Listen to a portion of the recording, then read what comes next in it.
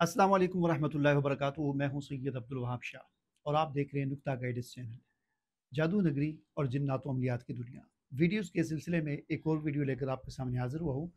और आज की इस वीडियो में हम बात करेंगे जिन्नात की हाज़िरी पर। जिन्नात की हाज़िरी किसी शख्स पर करवाना, किसी मरीज़ पर करवाना या वैसे किसी शख्स पर करवाना या किसी अमल की खातिर जिन्नात को हाज़िर करना, इसका क्या हुक्म है? इस बारे में हमें कुरान से क्या हिदायत मिलती है? तो याद रखें, जिन्नात की हाज़िरी ये खुद करना या करवाना ये दुरुस्त अमल नहीं है। आम तौर पर ये देखा जाता है कि किसी शख्स के साथ कुछ इस किस्म के मसाइल होते हैं, कोई मर्द है, कोई औरत है, कोई बच्चा है, कोई बच्ची है, आमिलीन उस पर जिन्नात की हाज़िरी करते हैं। कुछ पढ़ते हैं, कोई आयात पढ़ते हैं, कोई दुआ पढ़ते हैं या कुछ कलिमात पढ़ते हैं, कुछ तरीके होते हैं। उन तरीकों से उस शख्स पर या उस मरीज़ पर जिन्नात की हाज़िरी हो जाती है और उस पर एक दौरे की कैफियत होती है और वो शख्स बोलना शुरू कर देता है। इसके बारे में कहा जाता है कि ज़ुबान तो इसकी है लेकिन हकीकत में पीछे जिन और शैतान बोल रहा है। याद रखें, इस किस्म की हाज़िरी करना ये जायज़ नहीं है। ये शरीयत के या कुरान की, मैं अभी आपको एक आयत सुनाऊँगा, उसके ख़िलाफ़ है। कुरान के और अल्लाह ताला ने जो हमें तालीमात दी हैं, हुज़ूर नबी करीम सल्लल्लाहु अलैहि वसल्लम ने हमें जो तालीमात दी हैं, उन तालीमात के ये ख़िलाफ़ है। तो शैतान की हाज़िरी या जिन्नात की हाज़िरी किसी मरीज़ पर हो, या बाज़ औक़ात ऐसा भी होता है कि बाज़ आमिल अपने अमलियात के लिए कुछ ऐसे अमल करते हैं कि जिसमें वो शयातीन को और जिन्नात को हाज़िर करके उनसे बातें करते हैं या उनको कुछ हिदायत देते हैं या उनकी कुछ हिदायत को लेते हैं। उसके मुख्तलिफ़ तरीके होते हैं जो मैंने अपनी पुरानी वीडियोज़ में कई बार बताए हैं। जिनमें से एक ये भी होता है कि आमिल एक कमरे में बैठ जाता है, तन्हाई की जगह पर बैठ जाता है या किसी वीराने में चला जाता है, कब्रिस्तान में, गार में, किसी भी जगह पर या अपने घर के कमरे में, बल्कि यहाँ तक भी होता है बाज़ गटर के अंदर। घर मुझे खुद फ़ोन आया एक ऐसे आमिल की बीवी का, और उसने कहा कि मैं अपने ख़ावंद से बड़ी तंग हूँ। वो हमारे सहन के अंदर जो गटर है उसका ढकना उठा के उसके अंदर चला जाता है और 3-3 घंटे उसके अंदर बैठा रहता है। तो बहरहाल तन्हाई में चले जाते हैं और अंधेरा कर लेते हैं।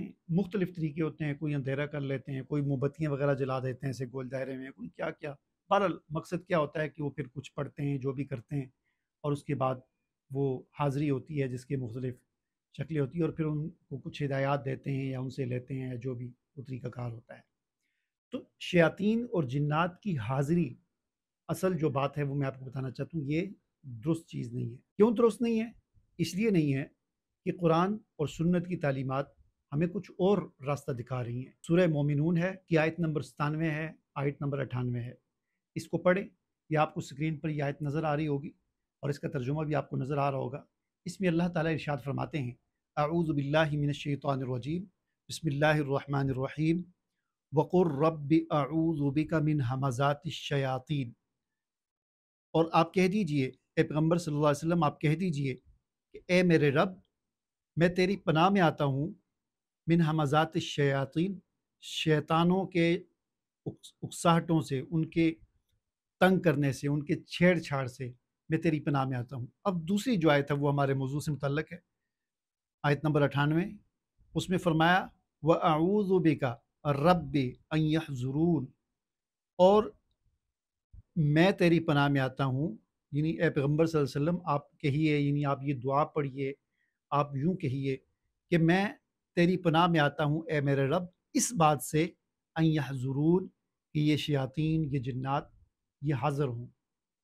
तो कुरान तो हमें ये तालीम दे रहा है कि शैतानों की और जिन्नात की हाज़िरी से अपने रब की पनाह मांगनी चाहिए।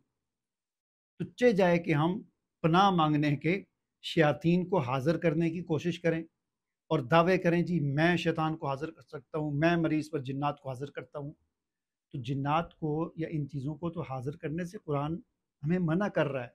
हुज़ूर नबी करीम सल्लल्लाहु अलैहि वसल्लम को हुक्म दिया जा रहा है कि आप ये दुआ पढ़ा करें, अपनी उम्मत को सिखाएँ। और चुनांचे हुज़ूर नबी करीम सल्लल्लाहु अलैहि वसल्लम की जो मसनून दुआएँ हैं शयातीन जिन्नात की पनाह हासिल करने के लिए, उन दुआओं में भी यही वाले जो कलिमात आपको स्क्रीन पर नज़र आ रहे हैं, ये वहाँ पर भी हैं कि व अऊज़ु बिका रब्बि अन यहज़ुरून।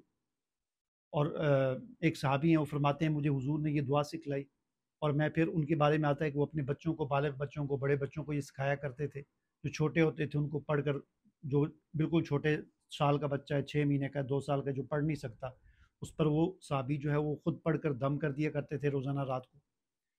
تو ہمیں تو پناہ مانگنے کے حوالے سے بتایا جا رہا ہے، لیکن یہاں پر کہا جا رہا ہے جی حاضر کرتے ہیں ہم۔ اب اس حوالے سے میں آپ کو ایک فتویٰ بھی سکرین پر دکھاتا ہوں۔ یہ فتویٰ ہے فتاوی رضویہ کا۔ فتاوی رضویہ کا یہ فتویٰ ہے، آپ اس میں دیکھ سکتے ہیں، اسکرین پر آپ کو نظر آ رہا ہوگا، فتاوی رضویہ میں کی جلد ہے 21، صفحہ ہے 218، دعوت اسلامی جو ہے شاید انہوں نے شائع کیا ہے اس کو، تو اس کے وہاں پر یہ فتویٰ لکھا ہوا ہے کہ فتاوی رضویہ میں ہے کہ حضرت سیدنا شیخ اکبر رضی اللہ تعالیٰ عنہ فرماتے ہیں کہ کم از کم وہ ضرر کہ صحبت جن سے ہوتا ہے، یعنی جنوں کی صحبت سے جو ضرر ہوتا ہے، کم سے کم جو ضرر ہوتا ہے وہ یہ ہے کہ آدمی متکبر ہو جاتا ہے ولیعاذ باللہ۔ تو راہ سلامت اس سے بعد اور مجانبت ہی میں ہے، یعنی سلامتی کا راستہ یہ ہے کہ ہم جنات سے بہت دوری اختیار کریں، ان سے اجتناب کریں، ان کی صحبت سے دور رہیں۔ آگے وہ فرماتے ہیں کہ رب عز و جل تو اس دعا کا حکم دے کہ اعوذ بک ربی ان یحضرون، اے میرے پروردگار میں تیری پناہ مانگتا ہوں اس سے کہ شیطان میرے پاس حاضر ہوں، اور یہاں یہ رٹ لگائی جائے کہ حاضر شو حاضر شو حاضر شو ولیعاذ باللہ۔